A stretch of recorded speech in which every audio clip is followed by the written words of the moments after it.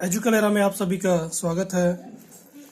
Class 12th commerce, subject हमारा है accountancy लेखा शास्त्र, और लेखा शास्त्र में हमारा चैप्टर अभी चल रहा है साझेदार की सेवानिवृत्ति मृत्यु। इस चैप्टर पर ये जो वीडियो है पार्ट नंबर 8, और इस वीडियो में हम आपकी एनसीईआरटी की बुक से क्वेश्चन नंबर 8 को देखेंगे। तो आइए हम क्वेश्चन नंबर 8 को देखते हैं। एनसीईआरटी की बुक, अपने बुक 223 में, सिलेबस की बुक में आप जाकर इस सवाल को देख सकते हैं। क्वेश्चन नंबर 8 को देख सकते हैं। तो देखिएगा सवाल, क्वेश्चन नंबर 8 लिखा है, पुनित, पंकज तथा पम्मी व्यापार में साझेदार हैं। 3 साझेदार, पुनित, पंकज तथा पम्मी, अपना लाभ तथा हानि विभाजन 2-2-1 के अनुपात में करते हैं। 3 साझेदार, इनके बीच में लाभ और हानि बांटने का अनुपात क्या है? 2-2-1 का है। 31 मार्च 2019 को तुलन पत्र इस प्रकार है। देखेंगे आप, ये नीचे तुलन पत्र बैलेंस शीट दिया हुआ है 31 मार्च 2019 का, ठीक है, साल के अंतिम का। यहाँ पर बैलेंस शीट चिट्ठा दिया हुआ है, तुलन पत्र दिया हुआ है। पुनित, पंकज तथा पम्मी के पुस्तकों में 31 मार्च 2019 को तुलन पत्र, इनका वर्ष समाप्त होता है 31 मार्च 2016 को, वर्ष प्रारंभ 1 अप्रैल 2018 और अंतिम 31 मार्च 2019। इस वित्तीय वर्ष का ये तुलन पत्र दिया हुआ है। दायित्व परिसंपत्तियां देखेंगे, विविध लेनदार 1 लाख रुपए। पूंजी खाता, इनका पूंजी बता रहा है पुनित, पंकज व पम्मी, तीनों का पूंजी बता रहा है 60,000, 1 लाख और 40,000 रुपए। तीनों को जोड़कर 2 लाख रुपए बाहर। फिर उसी के नीचे लिखता है संचय, इनके व्यापार का संचय है 50,000 रुपए। आगे परिसंपत्तियों में दिया हुआ है बैंकस्थ रोकड़ 20,000 रुपए, स्टॉक 30,000 रुपए, विविध देनदार 80,000 रुपए, विनियोग 70,000 रुपए, फर्नीचर 35,000 रुपए, भवन 1,15,000 रुपए। दोनों तरफ का योग, दायित्व और परिसंपत्तियों का आप योग देखते हैं तो 3,50,000 रुपए, 3,50,000 रुपए। ये इन तीनों के व्यापार का 31 मार्च 2019 को तुलन पत्र दिया हुआ है। ठीक है, हम चैप्टर अभी कौन सा देख रहे हैं? हम चैप्टर देख रहे हैं साझेदार की सेवानिवृत्ति मृत्यु। साझेदार की सेवानिवृत्ति मृत्यु, ये इस चैप्टर के सवाल हैं।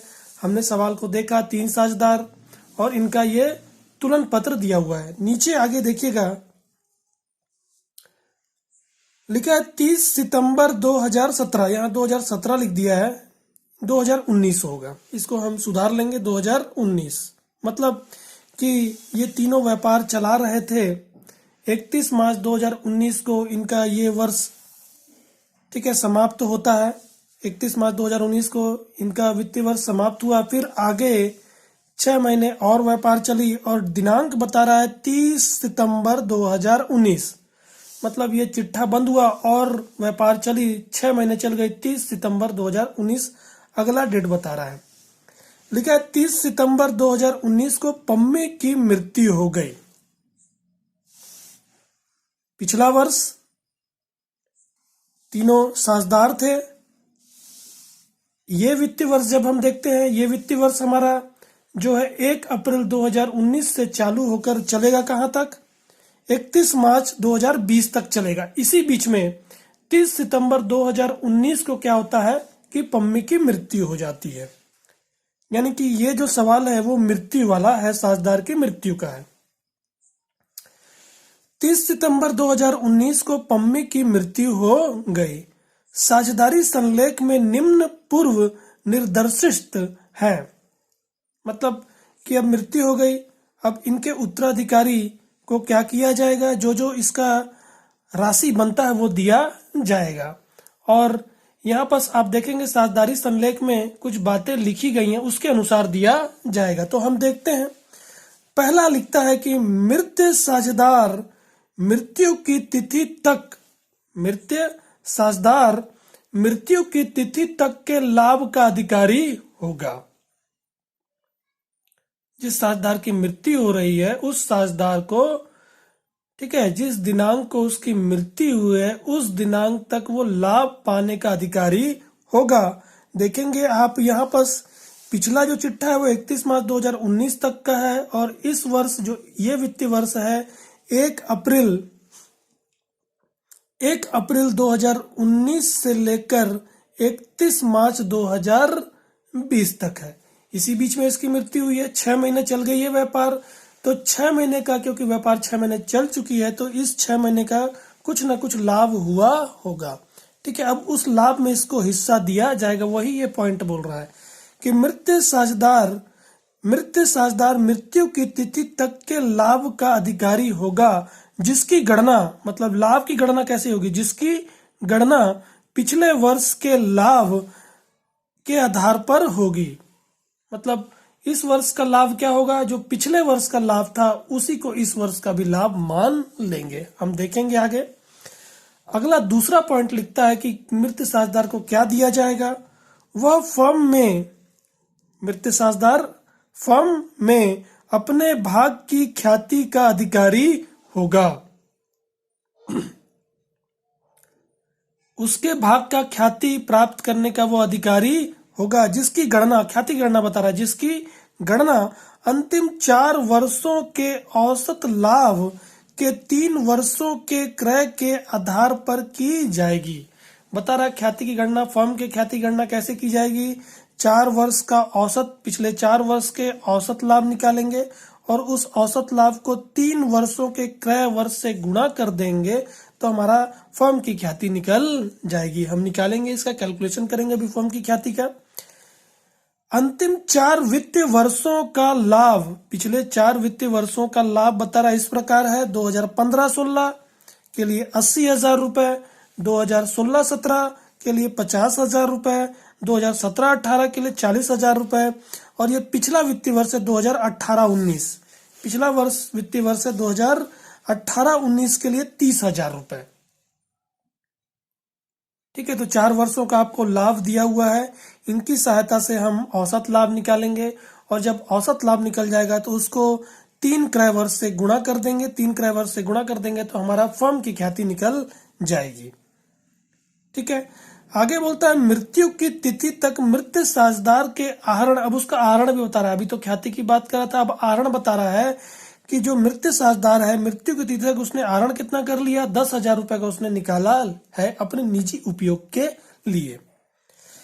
पूंजी पर ब्याज 12% प्रति वर्ष दिया जाएगा। पूंजी पर ब्याज की बात कर रहा है कि पूंजी पर ब्याज कितना दिया जाएगा, 12% प्रति वर्ष की दर से दिया जाएगा।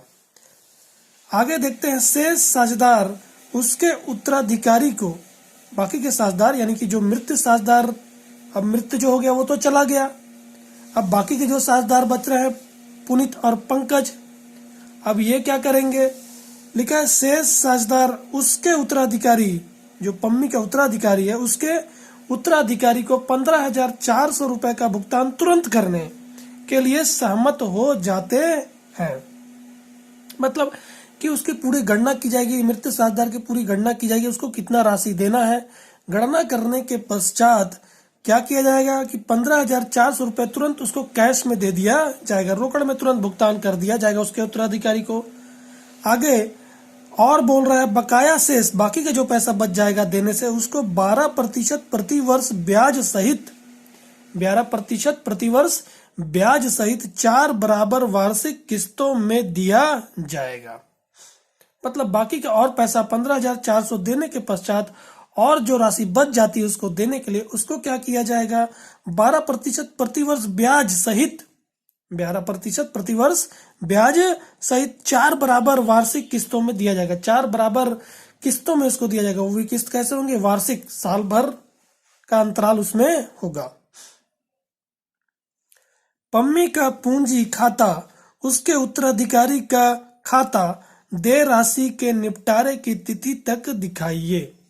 मतलब कि पम्मी का आपको पूंजी खाता बनाना है, उसके उत्तराधिकारी का खाता बनाना है। कब तक के लिए? जब तक कि उसकी राशि का निपटारा, देय राशि का निपटारा ना हो जाए, उस तिथि तक का आपको बनाना है। तो हमने सवाल को देखा। आप एक बार सवाल को रिकॉल कीजिए कि सवाल क्या कह रहा है।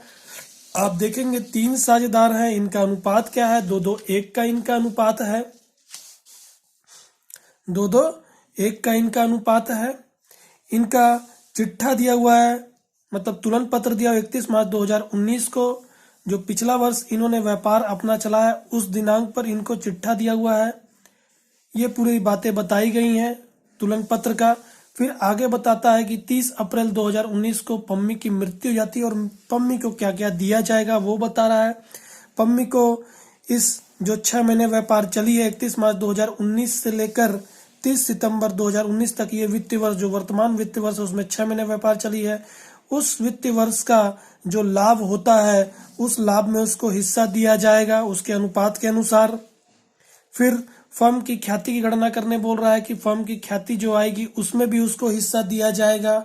और फर्म की ख्याति निकालने को आपको बता भी दे रहा है। 4 वर्षों के औसत लाभ को 3 वर्ष तय वर्ष से जब आप गुणा कर देंगे तो फर्म की ख्याति निकल जाएगी। फिर उसका हिस्सा निकाला जाएगा, वो भी उसको दिया जाएगा। और आगे बोलता है कि उसने आहरण किया 10,000 रुपए इस वित्तीय वर्ष में और पूंजी पर ब्याज दिया जाएगा उसको 12% की दर से। आगे बोल रहा है कि जितनी भी राशि उसकी निकल कर आएगी उसमें से 15,400 रुपए उसको कैश, तुरंत कैश के रूप में, रोकड़ के रूप में दे दिया जाएगा। बाकी का जो पैसा बचेगा उसको 4 किस्तों में, 4 बराबर वार्षिक किस्तों में दिया जाएगा। किस तरह? 12% प्रति वर्ष ब्याज सहित। ठीक है, तो हमने सवाल देखा। अब हम इसको हल करते हैं। तो सवाल हल करने से पहले आपको देखना होगा कि हमको सवाल क्या क्या बनाने बोल रहा है। जो बनाने बोल रहा है उसका फॉर्मेट खींचेंगे। तो पहले आप देखेंगे पम्मी की पूंजी खाता बनाने बोल रहा है, पम्मी के पूंजी खाता का फॉर्मेट खींचेंगे। केवल पम्मी का पूंजी खाता बनाने बोल रहा है, पम्मी का पूंजी खाते का केवल फॉर्मेट खींचेंगे। और दूसरा चीज, उसका उत्तराधिकारी का खाता आपको बनाने बोल रहा है, उसका उत्तराधिकारी खाता का भी फॉर्मेट खींचेंगे। तो हम आइए पहले फॉर्मेट खींच लेते हैं, फिर इसको हल करेंगे।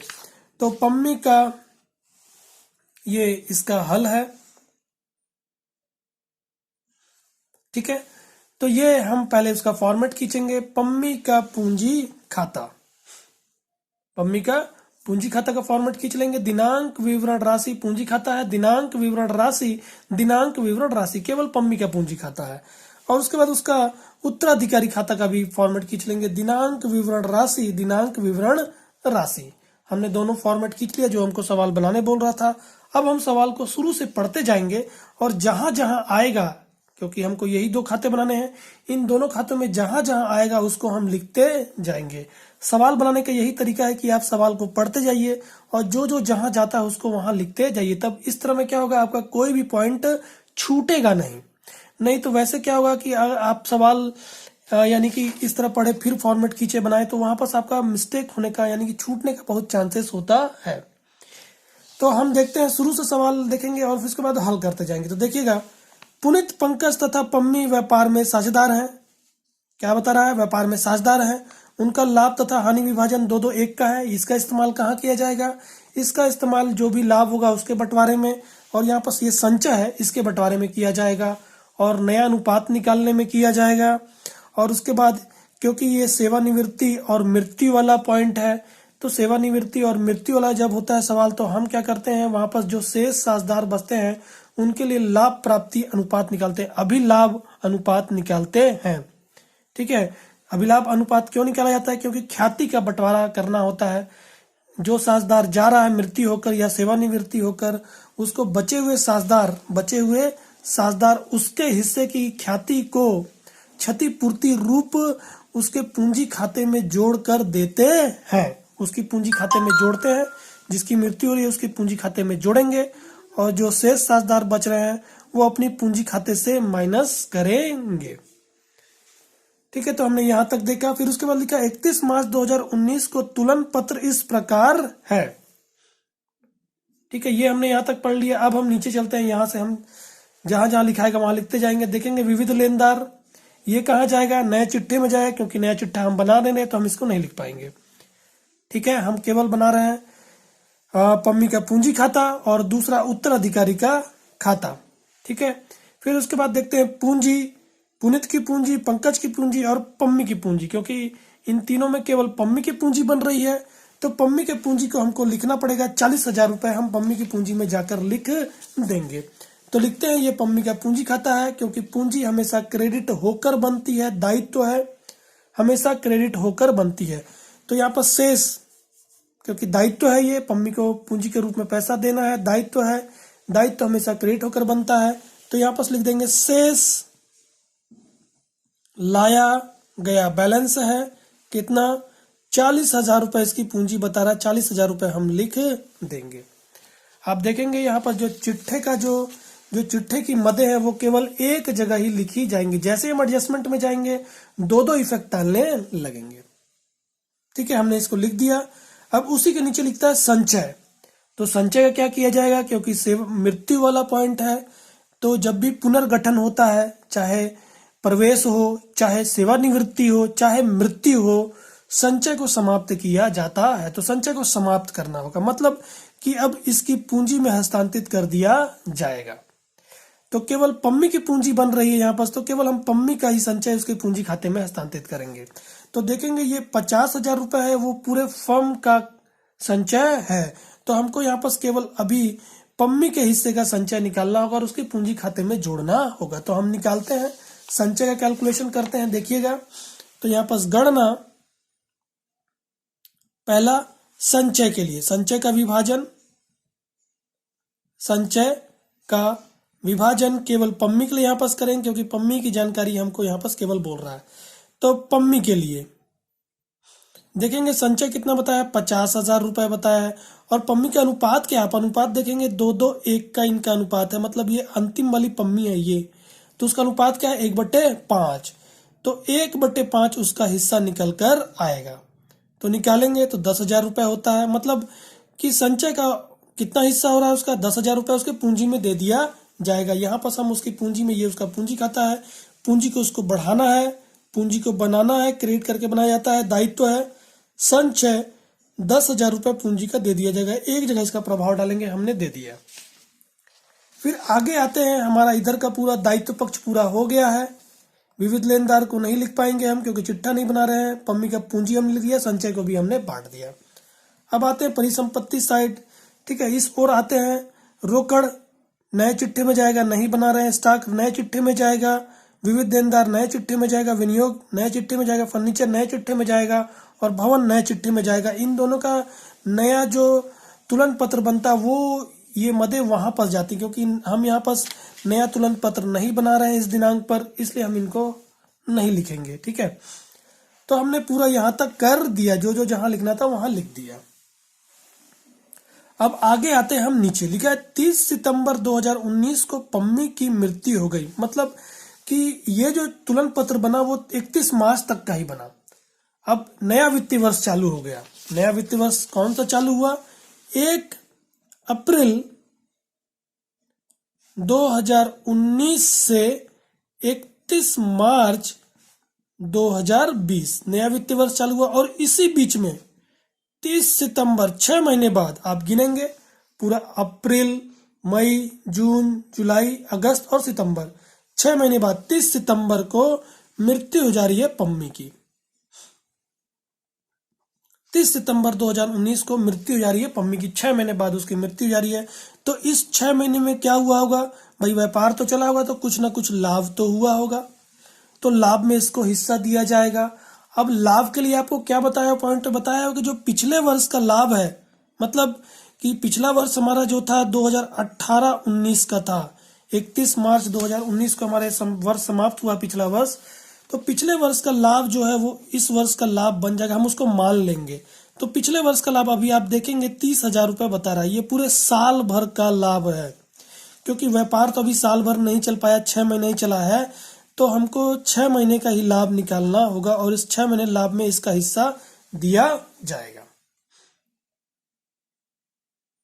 ठीक है, तो हम करते हैं। अब देखिएगा पॉइंट क्या लिखा हुआ है, 30 सितंबर 2019 को पम्मी की मृत्यु हो गई। साझेदारी संलेख में निम्न पूर्व निर्देशित है। पहला बोल रहा है, मृत साझेदार मृत्यु की तिथि तक के लाभ का अधिकारी होगा। उसको लाभ दिया जाएगा। जो भी इस वर्ष में लाभ होगा उसमें उसका हिस्सा बनेगा, जिसकी गणना पिछले वर्ष के लाभ के आधार पर होगी। तो पिछला वर्ष क्या है, 2018-19 है। कितना हुआ लाभ, 30,000 रुपए हुआ। हम यहाँ पर देखेंगे लाभ 4 वर्ष का दिया हुआ है, इसी में से ये जो है अंतिम वाला जो है ये पिछला वर्ष है। 30,000 रुपए पिछले साल हुआ था, तो इस साल भी पिछले वर्ष के आधार पर इस साल भी हम 30,000 रुपए पूरा मान लेंगे। मगर ये लाभ क्या है, पूरे वर्ष भर का है, और इस वित्त वर्ष में अभी तक उसकी मृत्यु कब हुई, 30 सितंबर को ही हो गई। 30 सितंबर तक ही इसको दिया जाएगा, पूरे वर्ष भर नहीं दिया जाएगा, क्योंकि वो पूरे वर्ष भर मालिक नहीं, साझेदार नहीं रहा है। तो 6 महीने के लाभ में से उसका हिस्सा बनाया जाएगा। तो अब हम उसके लाभ के, जो लाभ पाने का वो अधिकारी है, उसका हिस्सा निकालते हैं इसके अनुसार। ठीक है, तो देखिएगा, लाभ में भाग पम्मी के लिए, लाभ में भाग, ये दूसरा कैलकुलेशन है, वर्किंग नोट नंबर 2। अब निकालेंगे तो पिछला साल का लाभ कितना था, 30,000 रुपए था, वही इस साल भी मान लिया जाएगा। मगर ये पूरे वर्ष भर का है, तो इसको क्या किया जाएगा, इसको 30 सितंबर तक का बनाया जाएगा। मतलब 30 सितंबर 6 महीना हो रहा है, 6 महीने का इसको बनाया जाएगा। ठीक है, 6 महीने का इसको बनाया जाएगा। अब 6 महीने का हमने इसको बना दिया, और पम्मी का हिस्सा क्या है आप देखेंगे, 1/5 का है, तो इसको 1/5 भी हम कर देते हैं। 30,000 रुपए पूरे साल भर का, उसको 6 महीने का बनाए, गुणित 6/12, और उसका अब पम्मी का हिस्सा निकाले, 1/5 गुणित 1/5 हमने कर दिया। अब काटते हैं यहाँ पास, तो आप देखेंगे 6 एकम 6, 6 दूनी 12। ठीक है, फिर और काटेंगे, 2 एकम 2, और यहाँ पास 2 एकम 2, 3 में से 2 गया, 1 बचा, 1 और 10, 1 और 0 10, फिर 2 पंचे 10, तो ये हो गया 15,000 रुपए होता है। ये पूरे 6 महीने का हो गया। अब यहाँ पर देखेंगे 1/5 है, 1/5 से काटेंगे, 5 एकम 5, और 15,000 को जब 5 से काटेंगे तो 3,000 रुपए होता है। ठीक है, 5 तिहाई 15, 5 तिहाई 15, और ये 3 शून्य उतर गया, 3,000 रुपए। मतलब कि लाभ उसका कितना बन रहा है इस 6 महीने का, 3,000 रुपए बन रहा है। 3,000 रुपए उसको लाभ के रूप में दिया जाएगा। तो यहां पर लिखेंगे लाभ हानि खाता। लाभ हानि खाते से कितना आया, 3,000 रुपए उसका होता है। 3,000 रुपए हमने दे दिया है। यहाँ पर आप दिखा सकते हैं वर्किंग नोट नंबर 2, यहाँ पर संचय में आप दिखा सकते हैं वर्किंग नोट नंबर 1 हमने किया हुआ है। तो ये पॉइंट हमारा हो जाता है। ठीक है, तो इसका आप देखेंगे, मैं आपको बता रहा था कि जब भी हम एडजस्टमेंट पढ़ते हैं तो उसका 2 इफेक्ट डालते हैं। तो इसका दूसरा इफेक्ट क्या होता कि यहाँ पर तो उसकी पूंजी खाता, ठीक है, यहाँ पर उसका पूंजी खाता बन गया।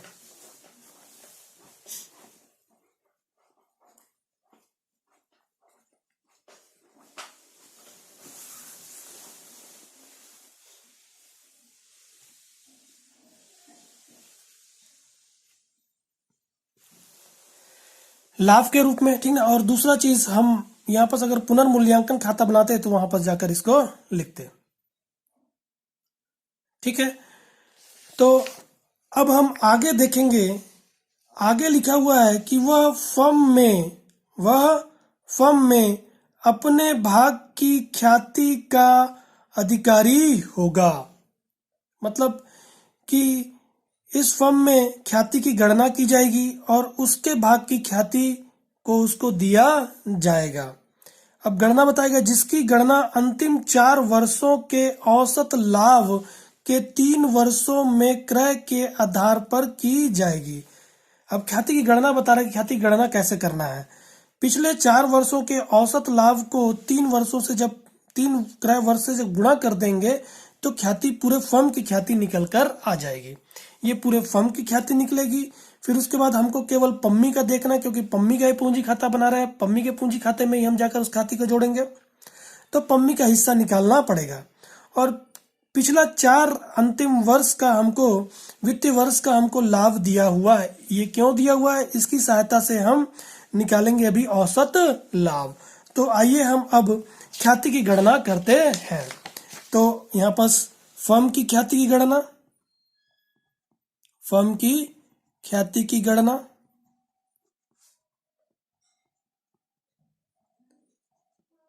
वर्किंग नोट नंबर 3, अभी हम फर्म की ख्याति गणना कर रहे हैं। तो पहले निकालेंगे औसत लाभ, ठीक है। औसत लाभ दिया हुआ है 4 वर्षों का। आप देखेंगे औसत लाभ कैसे निकालेंगे, 4 वर्षों के लाभ को जोड़ेंगे, 80,000, 50,000, 40,000 और 30,000, ठीक है, और 4 से भाग दे देंगे।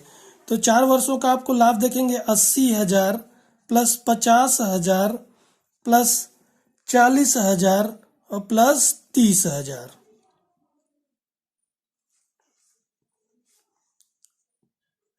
तो यहाँ पास आता है 1,30,000, 1,70,000 और यहाँ पास 2,00,000 रुपए आता है। 2,00,000 को जब 4 से भाग देंगे तो निकल कर आता है 50,000 रुपए। ये हमारा औसत लाभ निकल कर आया है, केवल अभी औसत लाभ निकल कर आया है। अब इस औसत लाभ को हम ख्याति बनाते हैं। तो ख्याति बनाने के लिए आप देखेंगे लिया क्रय वर्ष से गुणा करना पड़ेगा। 50,000 गुणित 3 क्रय वर्ष दिया हुआ है, 3 से गुणा कर देंगे तो पूरे फर्म की ख्याति निकल कर आती है 1,50,000 रुपए। ये पूरे फर्म की ख्याति है। अब हम पम्मी के भाग की ख्याति निकालेंगे। पम्मी के भाग की ख्याति, तो पूरे फर्म के भाग की ख्याति 1,50,000 रुपए और पम्मी के उसका हिस्सा है 1/5। अनुपात आप देखेंगे 1/5 का उसका अनुपात है। तो निकल कर आएगा इसका 15, 5 3 15 और 1 2 3 4, 4 शून्य लग जाएगा, 30,000 रुपए होता है। मतलब उसके भाग की ख्याति 30,000 रुपए है। अब ये तो उसके भाग की ख्याति निकल गई, ठीक ना। ये जो बाकी के साझेदार जो है वो क्या करते हैं, इसको क्षतिपूर्ति के रूप में इसको देंगे। क्षतिपूर्ति के रूप में कैसे देंगे, अपनी पूंजी से घटाएंगे और इसकी पूंजी में जाकर जोड़ देंगे। अब अपनी पूंजी से कैसे घटाएंगे, उसके लिए हमको निकालना पड़ेगा अधिलाभ अनुपात। बाकी के साझेदारों को क्या निकालना पड़ेगा, अधिलाभ अनुपात। तो यहाँ पर ख्याति का समायोजन, ख्याति का समायोजन किसके ख्याति का समायोजन, जो साझेदार मृत्यु होकर जा रहा है पम्मी का। पम्मी को कितना दिया जा रहा है ख्याति, 30,000 रुपए दिया जाएगा क्षतिपूर्ति के रूप में, जो बाकी के साझेदार अपनी पूंजी से घटाएंगे, ठीक ना। किस अनुपात में घटाएंगे, उसके लिए हमको निकालना पड़ेगा अधिलाभ, अभिलाभ अनुपात, अभिलाभ अनुपात या लाभ प्राप्ति अनुपात। ये कैसे निकाला जाता है, नए अनुपात में जब पुराने अनुपात को घटा देते हैं तो अभिलाभ अनुपात निकलकर आ जाता है। इसको मैंने आपको निकालने को भी पहले बताया है। इस सवाल में हम देखेंगे कि इस सवाल में नया अनुपात नहीं दिया हुआ है। तो जब नया अनुपात नहीं दिया हुआ है तो हम क्या करेंगे, इनका नया अनुपात इसी को मान लेंगे। ये बाकी के साझेदार बच जाते हैं तो इनका अनुपात क्या हो जाएगा, नया अनुपात, नया अनुपात इनका हो जाएगा 2-2 का। क्या हो जाएगा, 2 और 2 का, इन दोनों के बीच में, पुनित और पंकज के बीच में। ये नया अनुपात हो गया। सवाल में हमको निकालने नहीं बताया और दिया भी नहीं है कि नया अनुपात क्या होगा। तो हम अपने से ये जो इनका पुराना अनुपात था उसमें से जो साझेदार जा रहा है उसके अनुपात को हटाकर इनके अनुपात को ही हम नया अनुपात मान लेंगे। अब ये नया अनुपात जो है वही हम इसी को अभिलाभ अनुपात भी मान सकते हैं। क्यों मान सकते हैं, क्योंकि यहाँ पर कोई तरीका नहीं बताया हुआ है कि नया अनुपात किस तरह निकाला जाएगा या कितना होगा। तब हम जब अपने से मानते हैं तो नए अनुपात को हम क्या कह सकते हैं, अभिलाभ अनुपात भी हम कह देते हैं, ठीक है। तो ये नया अनुपात भी है और यही अभिलाभ अनुपात भी है। मतलब बराबर बराबर 1-1 का इनका अभिलाभ अनुपात है। अब ये लोग क्या करेंगे, इस 30,000 को बराबर बराबर बांट के पंकज और पुनित अपने पूंजी खाते में से माइनस करेंगे और इसकी पूंजी खाते में जाकर जोड़ देंगे, ठीक है। तो हम निकालते हैं, ख्याति का समायोजन हम कर रहे हैं, इसी वर्किंग नोट नंबर 3 में ही कर रहे हैं, ठीक है।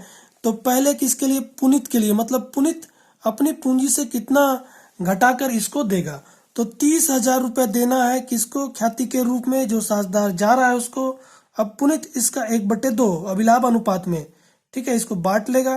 तो 15,000 रुपए पुनित की पूंजी से और उसी तरह पंकज की पूंजी से देखते हैं कितना माइनस होगा क्षतिपूर्ति के रूप में। तो 1/2 जब इसका भी निकालेंगे तो 15,000 रुपए पंकज की पूंजी से भी माइनस किया जाएगा।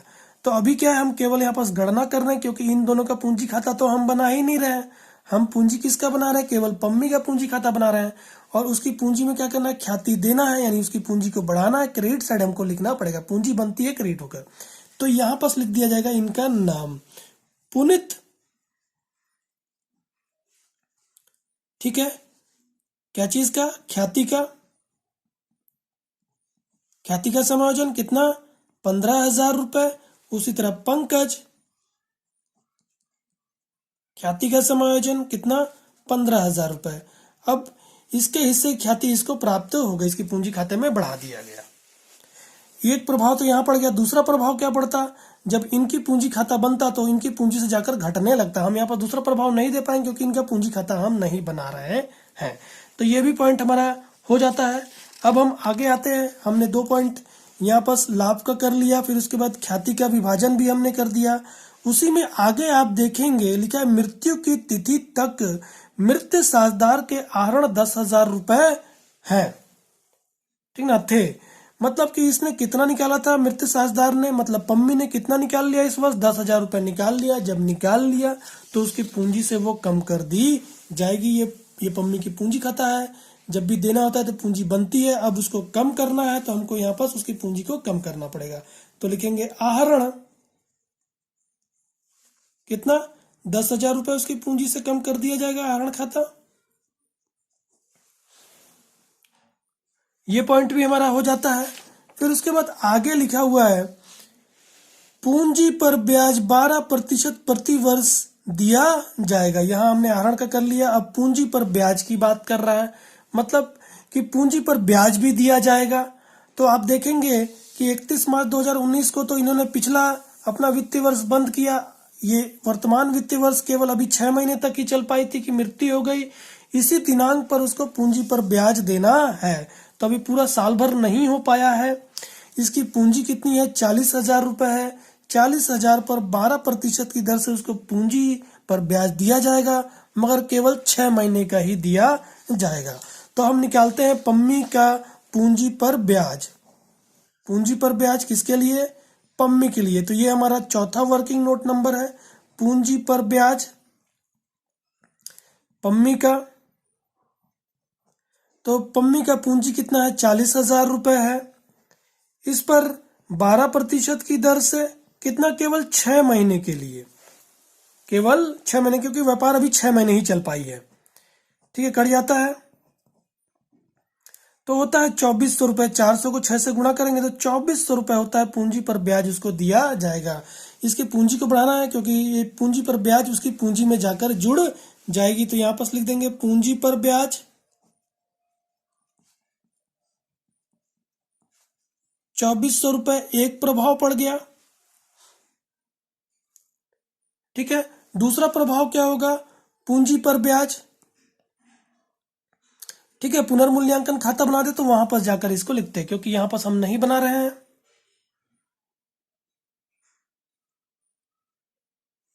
तो हमारा ये भी पॉइंट हो जाता है। अब आगे हम आते हैं। आगे लिखा है शेष साझेदार उसके उत्तराधिकारी को, मतलब कि बाकी के साझेदार उसके उत्तराधिकारी को 15,400 रुपए क्या करेंगे, भुगतान कर देंगे तुरंत इसी दिनांक पर 30 सितंबर को। और बाकी का जो शेष पैसा बच जाएगा उसको 12% ब्याज की दर से, प्रतिवर्ष ब्याज की दर से क्या किया जाएगा, 4 बराबर किस्तों में, वार्षिक किस्तों में दिया जाएगा। ठीक है, तो अब हम पूरा पॉइंट कर चुके हैं। अब हम इसको बंद करेंगे। पहले निकालेंगे कि पम्मी की पूंजी, अंतिम पूंजी कितनी होती है इस दिनांक पर 30 सितंबर 2019 को, जो उसको दिया जाएगा।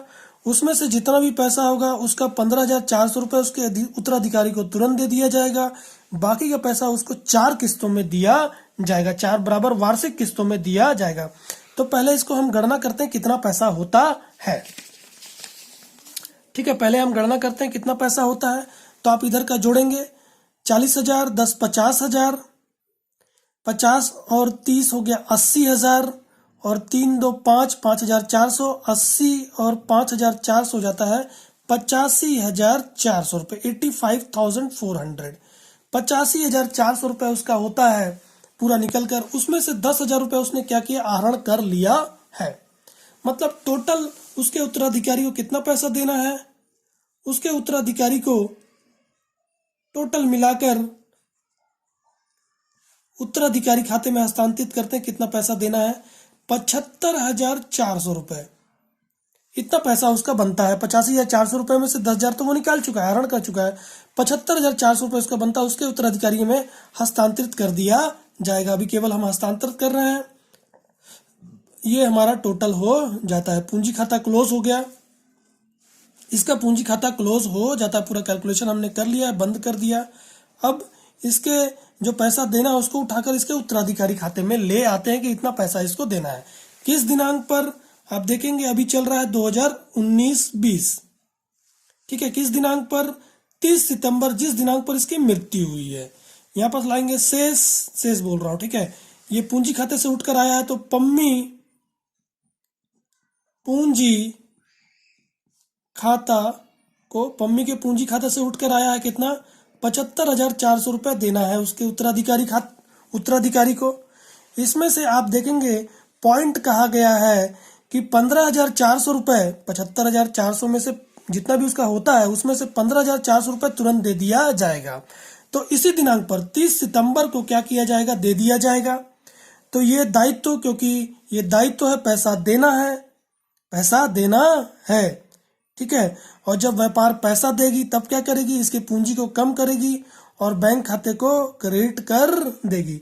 तो अब हमको इसके पूंजी को कम करना है, क्योंकि हमने 75,400 रुपये व्यापार ने दे दिया है, तो इधर से इसकी पूंजी बनी है। अब दिया जाएगा, किससे दिया जाएगा, बैंक खाते से दिया जाएगा। तो यहाँ लिखेंगे बैंक खाता, कितना दे दिया जाएगा, 15,400 रुपये दे दिया जाएगा। कब, 30 सितंबर को, जिस दिनांक पर इसकी मृत्यु हुई थी उसी दिनांक पर तुरंत उसको दे दिया जाएगा। अब ये 15,400 रुपये तुरंत दे दिया गया, 75,400 हुआ था उसमें से 15,400 रुपये तुरंत दे दिया गया। अब बाकी का कितना पैसा होता है, तो बाकी आप देखेंगे कि उसका टोटल हुआ था 75,400, उसमें से दे कितना दिया गया, 15,400, तो कितना बच गया, 60,000 रुपये बच जाता है। अब ये 60,000 रुपये उसको कैसे दिया जाएगा, 4 बराबर वार्षिक किस्तों में, 4 बराबर वार्षिक किस्तों में, बराबर वार्षिक किस्तों में। तो आप देखेंगे एक किस्त निकल कर आता है 15,000 रुपये, मतलब कि हर साल 15,000 रुपये उसको दिया जाएगा।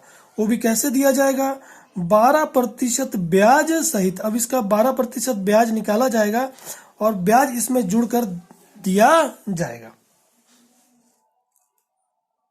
ठीक। तो ये हमने कब दिया, 30 सितंबर 2019 को दे दिया। अब अगला पेमेंट कब करना होगा, अब अगला पेमेंट जो है वो 30 सितंबर 2020 को करना होगा, साल भर बाद, 30 सितंबर 2020 को। थोड़ा सा यहां से आप समझिएगा, क्योंकि उत्तराधिकारी खाता थोड़ा सा हमको टिपिकल लगता है समझने में। आप देखेंगे कि अभी हो रहा है 30 सितंबर 2019, इस दिनांक पर 15,400 का पेमेंट किया गया। अब अगला पेमेंट कब होगा, साल भर बाद, 30 सितंबर 2020 को। इसके बीच का कितना गैप होता है, 1 ईयर, 1 साल होता है। इस 1 साल में क्या किया जाएगा, जितनी भी राशि यहाँ पर इसको देने को बच गई है, ये 60,000 रुपये उसको देने को बच गई है, इसका 12% ब्याज दिया जाएगा। और 12% ब्याज जोड़ने के बाद इसको पहला किस्त चालू होगा 30 सितंबर 2020 को, 15,000 रुपये पहला किस्त, और साथ में जो ब्याज निकल कर आएगा साल भर का वो इसमें जोड़ते हुए उसको दिया जाएगा, ठीक है। तो अगला यानी कि पहला इंस्टॉलमेंट कब से चालू होगा, 30 सितंबर 2020 से। तो अभी हम कहां पास है, अभी हम है 30 सितंबर 2019 को है। तो पहले हम क्या करते हैं, ये साल बंद कर लेते हैं, क्योंकि हमारा साल कब प्रारंभ होता है, 1 अप्रैल 2019 से प्रारंभ हुआ है, और 31 मार्च 2020 को हमारा साल बंद हो जाएगा, समाप्त होगा। और अगला इंस्टॉलमेंट कब देना है, अगला किस्त हम जो पहला किस्त कब देना है, 30 सितंबर 2020 को देना है। तो वो तो कब आएगा, 31 मार्च 20 के बाद मतलब 6 महीने बाद आएगा। तो पहले इस साल को हम बंद करते हैं, फिर अगले साल से पेमेंट हम करना चालू कर देंगे। तो कैसे बंद करेंगे? पहले इस साल का, क्योंकि अभी 30 सितंबर हुआ है और हमारा साल बंद होगा 31 मार्च 2020 को, मतलब 6 महीने बाद बंद होगा। तो 6 महीने तक का हम ब्याज देते हैं 30 मार्च 2020। अब ब्याज देंगे, ब्याज खाता लिखेंगे यहाँ पास, ठीक है। ब्याज खाता, अमाउंट कितना बचा हुआ है देने के लिए? अमाउंट आप देखेंगे कि 60,000 रुपये देने के लिए बचा हुआ है। 60,000 रुपये देने को बचा हुआ है। 60,000 का देखेंगे आप ब्याज मैं किस तरह निकाल रहा हूँ, केवल 6 महीने का ब्याज निकालूंगा। अभी 6 महीने निकालूंगा, फिर अगला 6 महीना फिर निकालूंगा, ठीक है। जब हम, क्योंकि हमारा साल कब बंद हो रहा है, 31 मार्च को बंद हो रहा है, इसलिए हमको इस तरह निकालना पड़ा, 6 महीने का ब्याज निकालना पड़ रहा है। तो 30 मार्च 2020 को जब साल बंद होगा उसी समय पर ब्याज भी निकालना पड़ेगा, और उसके जो पूंजी है, उत्तराधिकारी का जो पैसा देना, उसी में जोड़ना पड़ेगा, क्योंकि ये भी ब्याज उसी को देना है। तो 60,000 का 12% की दर से 6 महीने के लिए केवल, तो 12 कम 12, 12 कम 12, यहां से ये शून्य कट गया, 3600 रुपये होता है। 3600 रुपये हमने दे दिया, 3600 रुपये हमने दे दिया, ठीक है। ये हमारा साल अब बंद हो जाए, क्योंकि हमने अभी यहाँ पास पेमेंट कर दिया। अब अगला पेमेंट जो है वो पेमेंट होगा 30 सितंबर को, जो यहाँ पास बाद में आएगा। तो यहाँ पर इसको क्लोज करते हैं, तो 0 0 6 4 10 की 0, 1 हासिल 5 3 8 1 9, और ये हो गया 79,000 इधर का टोटल आता है। और जब इधर का टोटल आप करेंगे तो यहाँ पर शेष बताएंगे किस दिनांक पर, 30 मार्च को, जो हमारा साल बंद हो रहा है 30 मार्च 2020 को, शेष बताएंगे कितना इसको देना है। शेष ले जाया गया, ठीक है, तो आता है 63,600। 79 में जब 15,400 आप निकाल देंगे तो आता है 63,600, दोनों को जोड़ेंगे 79,000 होता है। ये हमारा पहला साल बंद हो गया, जिस साल को उसकी मृत्यु थी वो बंद हो गई। अभी हम यहाँ पर केवल एक ही दे पाए हैं, ये वाला जो इनके बीच में समझौता हुआ था वो दे पाए हैं।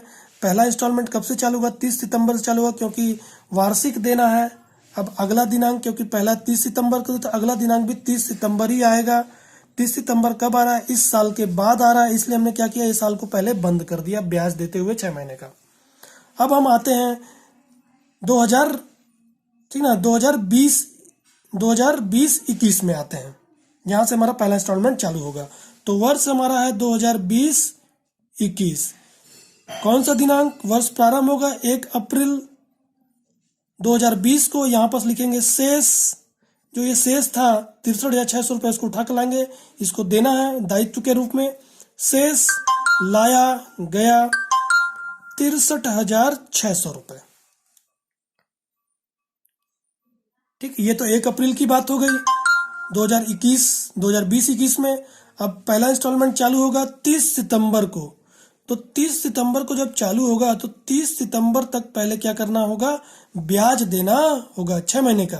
साल भर का ब्याज बोल रहा है, मगर मैं 6 महीने का ब्याज निकाल रहा हूँ, ठीक, क्योंकि बीच में ही इसको पैसा देना पड़ जा रहा है, इसलिए, ठीक है।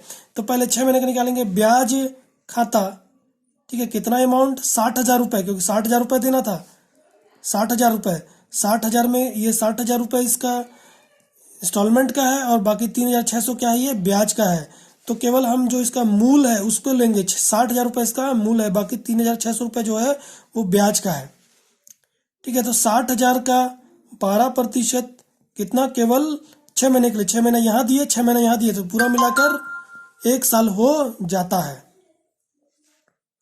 तो यहाँ भी क्या निकल कर आएगा? 12 कम 12, 12 कम 12, तो यहाँ भी 3600 रुपये निकल कर आएगा। अब इसी दिनांक पर देखेंगे आप, 30 सितंबर को हम पेमेंट कर देंगे, 30 सितंबर 2020, ठीक है। बैंक खाता से पेमेंट करेंगे। पहला किस्त बैंक खाता आप देखेंगे, पहला आपने कितना निकाला? 15,000 का इसका इंस्टॉलमेंट निकाला है। तो 15,000 रुपये, ये 15,000 रुपये इंस्टॉलमेंट प्लस आपका इसका ब्याज 3600 रुपये का, पहले 6 महीने का ये निकला था और 6 महीने का ये निकला है, दोनों मिलाकर 7200 रुपये होता है। 7,200 रुपये होता है। 15,000 रुपये ये और 7,200 रुपये ये मिलाकर हो जाता है 22,200 रुपये। आप जोड़ के देखेंगे 22,200 रुपये इसको पेमेंट किया जाएगा। बैंक खाते से पेमेंट कर देंगे। ये पहला इंस्टॉलमेंट हो गया 30 सितंबर तक का। 30 सितंबर तक का ब्याज भी दे दिया। अब हमारा ये वर्ष कब बंद होगा? ये वर्ष हमारा बंद होगा 30 मार्च 2021 को। ठीक है, तो बंद करेंगे। तो इस वर्ष का केवल 6 महीने का ही ब्याज दिया है, 6 महीने का ब्याज और देना है। तो 6 महीने का ब्याज दे देते हैं ब्याज खाता से। मगर अमाउंट अब हम 60,000 नहीं लेंगे। क्यों नहीं लेंगे? क्योंकि 60,000 में से पहला इंस्टॉलमेंट 15,000 का हम दे चुके हैं। तो अब कितना पैसा देना है? अब देना है मात्र 45,000 रुपए। इस 45,000 रुपए ही 12% की दर से 6 महीने का इस पर ब्याज लगा दिया जाए। कि अभी 6 ही महीने का लगाया जाएगा, क्योंकि 6 ही महीना हम 45,000 ये चल रही है। ठीक ना? तो 12 एकम 12, 12 एकम 12, ये कट गया, 0 0। 450 को 6 से गुणा करेंगे तो आएगा 2700 रुपए। ठीक है, अब इन तीनों को जब हम जोड़ेंगे तो ये हमारा साल बंद हो रहा है। अब यहाँ पर फिर शेष भी बताएंगे। अभी इन तीनों को जब हम जोड़ेंगे तो आता है 69,900 रुपये। आप जोड़ के देखिएगा, 69,900 रुपये हमारा यहाँ पास आता है। ठीक है, अब इस दिनांक को हम क्लोज करते हैं, क्योंकि अगला पेमेंट अब 30 सितंबर 2021 को होगा। तो यहाँ पास 31 मार्च 2021 को हम बंद करते हैं। यहाँ पास लेके आएंगे शेष, बताएंगे शेष ले जाया गया। तो आप निकालेंगे यहाँ पर शेष, तो निकल कर आएगा 47,700 रुपये। ये दोनों जोड़ेंगे तो हमारा बराबर आएगा 69। तो ये हमारा पहला इंस्टॉलमेंट हो गया। अब हम चलते हैं आगे। ठीक है, दूसरे इंस्टॉलमेंट में हमारा वर्ष कौन सा चालू होगा? 2021 और ये 22। अब 1 अप्रैल को शेष बता देंगे कि इतना पैसा देना है। तो यहाँ पर शेष लाया गया उठाकर इसको लाएंगे 47,700 रुपये। ठीक है, 30 सितंबर, देखो आप यहाँ पर देखेंगे कि 1 अप्रैल हमारा वर्ष प्रारंभ हुआ। 30 सितंबर को हमको दूसरा इंस्टॉलमेंट देना है। 30 सितंबर 2021 को यहाँ पर पहले ब्याज देंगे, ब्याज खाता से पहले ब्याज इसमें जोड़ेंगे, फिर उसके बाद 30 सितंबर को भुगतान भी कर देंगे दूसरे इंस्टॉलमेंट का। तो ब्याज खाता से आप ब्याज किस पे निकालेंगे? 45,000 रुपये, क्योंकि पहला 60,000 में से पहला इंस्टॉलमेंट दे चुके हैं। अब 45,000 रुपये बचा है। 45,000 रुपये पहले 6 महीने का ब्याज दे चुके हैं, अब दूसरा 6 महीने का ब्याज दे रहे हैं। 12/100 गुणित 6/12। तो इसका भी वैसे ही निकालेंगे आप, तो निकल कर आएगा 2700 रुपये। ये निकल गया। ठीक है, ये हमारा निकल गया। अब इसी दिनांक पर 30 सितंबर, क्योंकि दूसरा इंस्टॉलमेंट इसी दिनांक पर पे करना है, हमको देना है। तो 30 सितंबर 2021 को पेमेंट करते हैं बैंक खाता से। बैंक खाता, ठीक है, तो आप देखेंगे इंस्टॉलमेंट कितना का बंधा है? 15,000 का बंधा हुआ है। साथ में आपको ये ब्याज, साल भर का ब्याज देना होगा। आप देखेंगे यहाँ पर ये साल भर का ब्याज था, 6 महीने का ये, 6 महीने का ये। यहाँ पर 45,000 रुपये ये 6 महीने का ये ब्याज और 6 महीने का ये ब्याज, दोनों मिलाकर 5400 रुपये होता है। 15,000 प्लस 5400 रुपये आपका होता है 20,400 रुपये का आप पेमेंट कर देंगे। 20,400 रुपये ये दूसरा किस्त का भुगतान हो गया। अब देखेंगे 30 सितंबर, क्योंकि हमको साल अब बंद करना, भुगतान हमने कर दिया, अब साल बंद करेंगे। 30 सितंबर तक का ब्याज दे चुके हैं। अब 31 मार्च 2022 तक का हम ब्याज देंगे 6 महीने के लिए। किस राशि पर?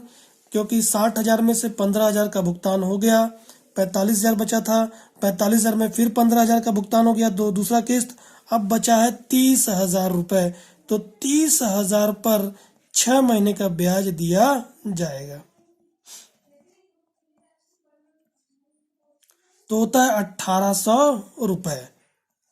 ये अभी 30,000 रुपये जो बचा हुआ है, 2 इंस्टॉलमेंट देने के बाद 30,000 रुपये बचा है, उसका 6 महीने का ही केवल ब्याज है, क्योंकि वार्षिक ब्याज अभी 6 महीने का नीचे हम निकालेंगे। तो इसको हम जोड़ते हैं तो आता है हमारा 52,200 रुपये।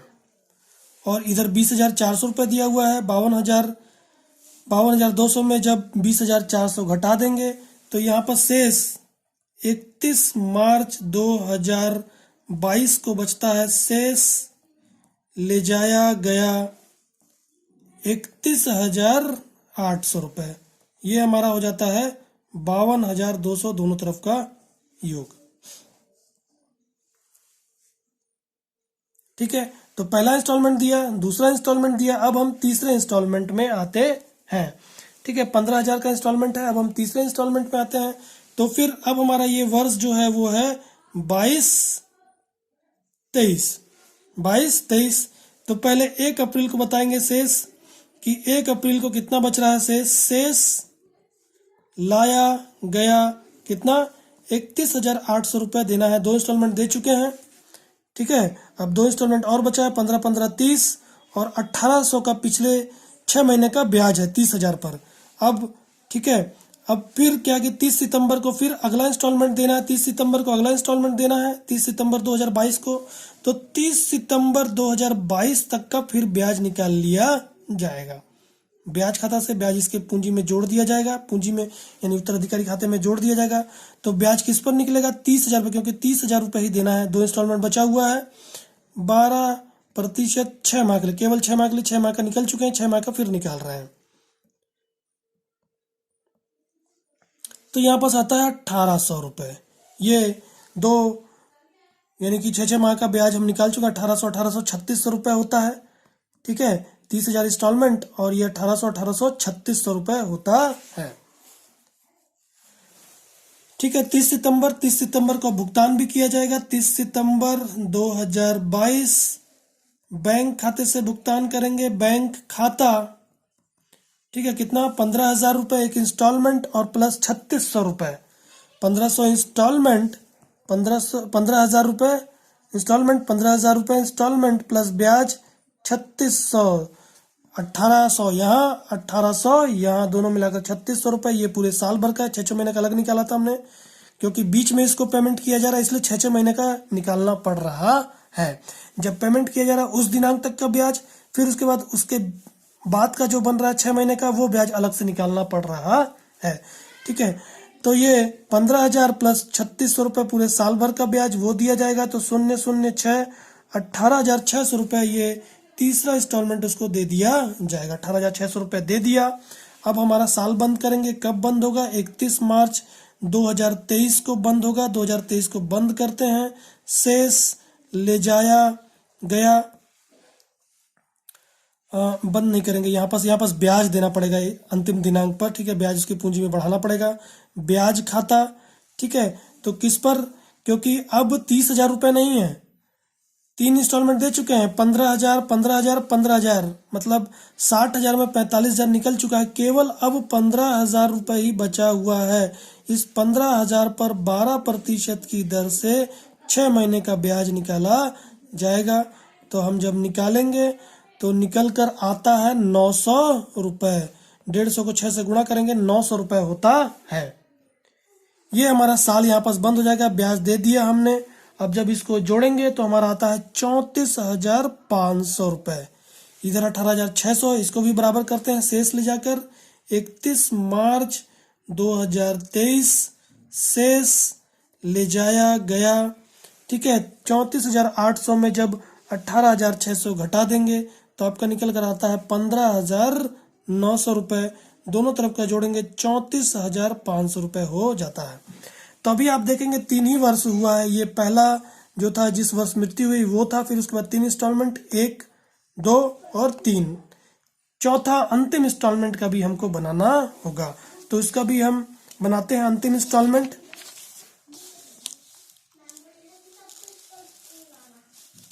ठीक है, तो अंतिम इंस्टॉलमेंट हम देखते हैं। ये उत्तराधिकारी खाता का अंतिम इंस्टॉलमेंट, दिनांक, विवरण, राशि, फिर उसके बाद दिनांक, विवरण, राशि।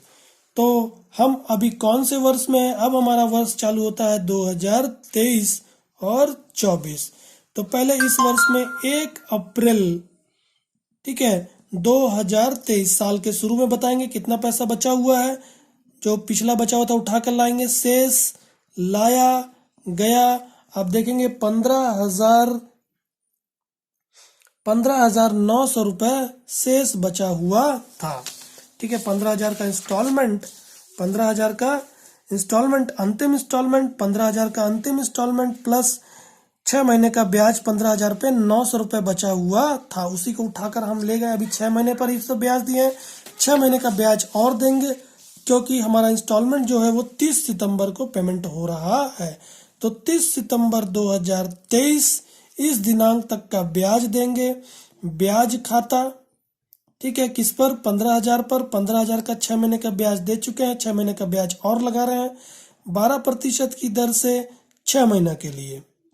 तो यहाँ पास कट गया 12 कम 12 और यहाँ पास ये 0 0, 150 को 6 से गुणा करेंगे तो आता है निकल कर 900 रुपये। 900 रुपये उसको ब्याज के रूप में हो जाता है। 30 सितंबर को पेमेंट होगा, अंतिम इंस्टॉलमेंट, चौथा इंस्टॉलमेंट है, पेमेंट कर देंगे 30 सितंबर 2023। बैंक खाता से पेमेंट हो जाएगा। बैंक खाता इंस्टॉलमेंट 15,000 का इंस्टॉलमेंट प्लस ब्याज 900 रुपये इस वर्ष का, अभी जो इस वित्तीय वर्ष का 900 रुपये 6 महीने का, और पिछले जो हमने 6 महीने का इसका निकाला था 900 रुपये, वो 900 1800 रुपये होता है। 1800 रुपये ब्याज पूरा मिलाकर हो जाता है 16,800 रुपये उसको भुगतान कर दिया जाएगा। आप इसको देखेंगे, पूरा इंस्टॉलमेंट हमने भुगतान कर दिया है और हमारा अब इसका उत्तराधिकारी खाता बंद हो जाता है। तो यहाँ पर हम उत्तराधिकारी खाता इसका क्लोज कर देंगे। ठीक है, तो ये हमारा सवाल था। क्वेश्चन नंबर 8 मैंने आपको बनाकर बताया। पम्मी का पूंजी खाता और उत्तराधिकारी खाता, इसका 4 इंस्टॉलमेंट में भुगतान करने बोला था, हमने वो भी देखा, पूरे 4 इंस्टॉलमेंट में भुगतान किया। ब्याज किस तरह दिया जाता है वो भी हमने देखा। तो यहाँ पर ये सवाल हमारा आपके एनसीईआरटी की बुक से क्वेश्चन नंबर 8 पेज नंबर 223 का जो था वो सवाल समाप्त होता है। आशा करता हूँ कि आपको इस सवाल का हल समझ आया होगा। तो आज के लिए इतना ही। मेरे चैनल को यदि सब्सक्राइब नहीं किया है तो प्लीज़ चैनल को सब्सक्राइब कर लें, नोटिफिकेशन बेल को भी प्रेस कर लें, जिससे आने वाली वीडियो का नोटिफिकेशन आपको प्राप्त होता रहे। और वीडियो को प्लीज़ लाइक और शेयर करना ना भूलें। आज के लिए इतना ही, धन्यवाद।